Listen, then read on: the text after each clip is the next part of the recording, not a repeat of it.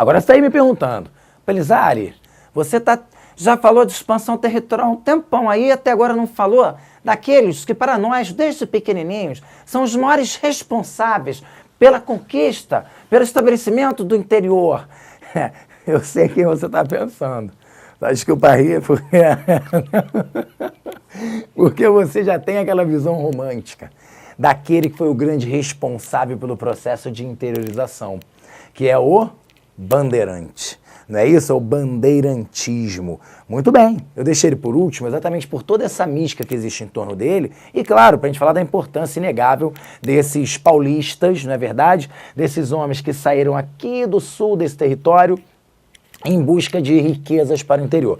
Primeiro vamos entender a origem, né? Da onde surgiu? Por que esses bandeirantes? Por que eles são os paulistas? Nós tivemos ali, quando Nassau ocupou as possessões portuguesas na África, houve uma grande dificuldade de obtenção de mão de obra africana, mão de obra escrava, principalmente por esses territórios ao sul que não eram ocupados pelos holandeses. A região ocupada pelos holandeses, evidentemente, Nassau priorizava no abastecimento. Mas as regiões mais ao sul, como São Vicente, foi uma região muito rica, foi um dos territórios que se desenvolveu. Lembra quando a gente falou de capitanias hereditárias? Né? A gente falou de Pernambuco e São Vicente. Pernambuco ficou ocupado pelos holandeses, São Vicente não. Então a região de São Vicente, que tinha desenvolvido a cana, que desenvolvia essa atividade econômica bastante lucrativa também, ficou carente de mão de obra no século XVII.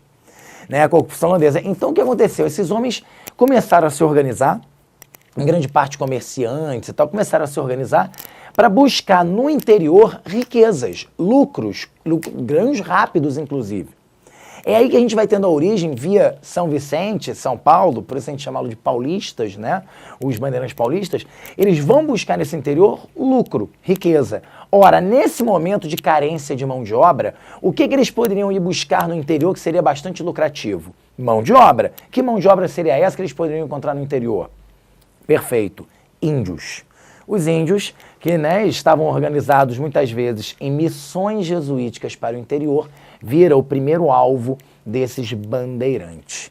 Então a gente pode dizer que o bandeirantismo ele surge, né, dentro desse contexto de expansão territorial, quando esses homens, esses paulistas vão buscar os índios para escravizar e trazê-los para o litoral para vendê-los como mão de obra.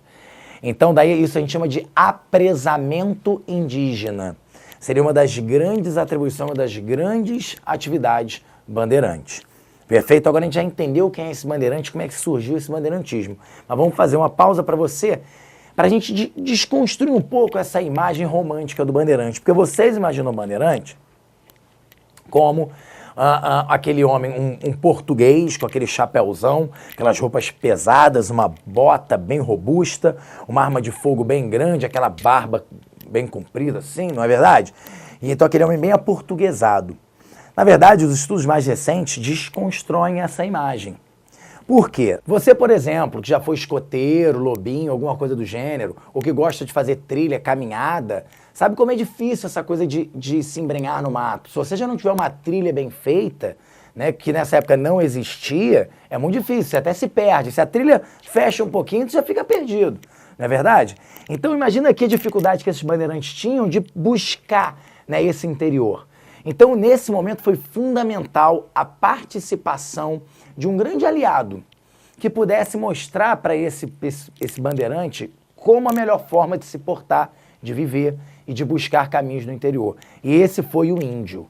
O índio foi um grande aliado do bandeirante. Aí você agora me perguntar, agora não entende de nada, Tito, eu não entendo de nada. Como é que o índio ajuda o bandeirante a invadir para pegar índio? Né? Calma, gente. Vocês têm que entender que índio não é porque é índio que é todo mundo igual e que é todo mundo amigo, não. Índio é amigo de índio. Cuidado. Você já viu em outros momentos da história em que as sociedades indígenas elas tinham uma concepção de guerra predominante entre elas.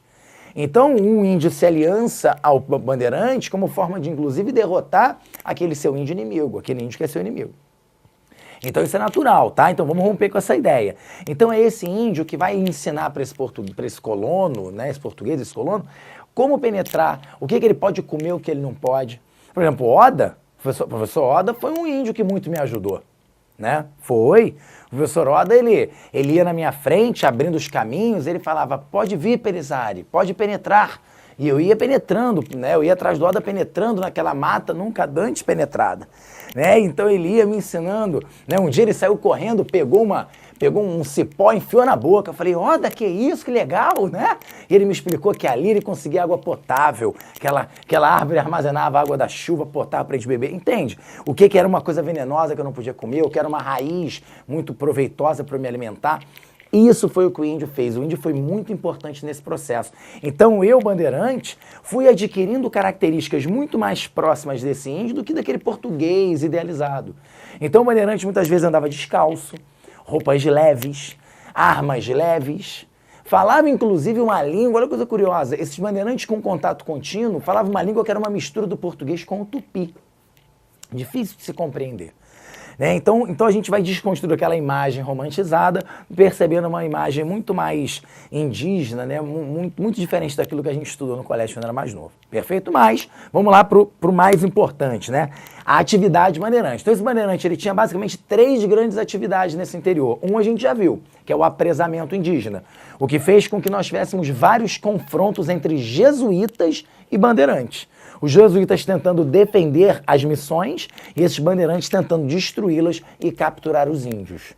Perfeito? Outra atividade muito importante era o sertanismo por contrato. Lembra quando nós falamos da fuga de negros dos engenhos e que eles iam para o interior e organizavam os chamados quilombos? Né, o mais famoso quilombo que nós tivemos, o quilombo dos Palmares, né, lá na Serra da Barriga, em Alagoas. Pois bem, a presença desses quilombos próximo aos engenhos era muito ruim para o senhor, claro, porque o escravo sabia que ao fugir ele teria um lugar para ele se estabelecer. Então era muito importante para o senhor de engenho que esses quilombos fossem destruídos e, se possível, grande parte desses negros recapturados. Mas ele não tinha como ir para o interior fazer isso, então o que ele podia fazer? Contratar um bandeirante que agora já conhece, sabe, né, conhece melhor esse interior e sabe das artimanhas dessa floresta. Como ele pode fazer? Ele contrata esse homem para invadir o interior, localizar o quilombo, destruir o quilombo e, se possível, resgatar negros. Perfeito? Domingos Jorge Velho, inclusive, foi o bandeirante, famoso bandeirante, responsável pela destruição do quilombo dos Palmares. Tá? Então essa é uma segunda atividade bandeirante muito importante, chamada sertanismo por contrato. E tem uma terceira atividade muito importante para a gente, que é exatamente a busca pelos metais. Os bandeirantes vão para o interior do país atrás de metais. Lembrando que a coroa portuguesa nunca desistiu de encontrar esses metais. Né? Ora, claro, se na América Espanhola você encontrou esses metais, né, muitos metais, ouro, prata, era de se imaginar que também tivesse metal pela América Portuguesa, ou um pouco depois dela. Mas, como a gente falou, era perigoso expandir para o interior. Então, Portugal sempre teve a expectativa, esperou encontrar esses metais. E os grandes responsáveis aí na história, né, pelo achamento, como se falava na época, o achamento desses metais teriam sido esses bandeirantes. Borba Gato, inclusive, foi eternizado. Né? Hoje a gente já sabe que foram vários achados simultâneos, mas a história eternizou Borba Gato como bandeirante, o paulista, responsável por achar a primeira pepita de ouro, né, no interior do Brasil.